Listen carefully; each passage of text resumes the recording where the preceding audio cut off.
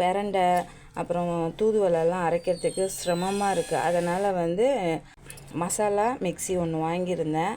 சூப்பராக இருக்குது. நான் பெரிய வீடியோவில் அப்லோட் பண்ணியிருந்தேன். நிறைய பேர் எப்படி இருக்குதுன்னு கேட்டிருந்தீங்க.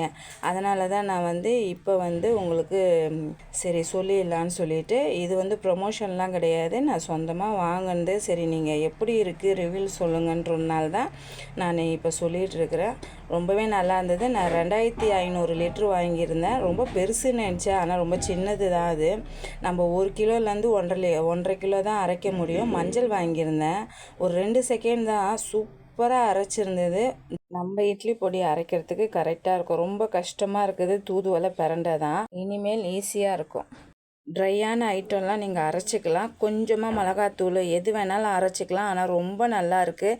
க்ளீன் பண்ணுறதும் ரொம்ப ஈஸியாக தான் இருக்குது. ஆற வச்சுட்டு அந்த ப்ரெஷ்ஷால் நீங்கள் க்ளீன் பண்ணால் அழகாக வந்துடுது.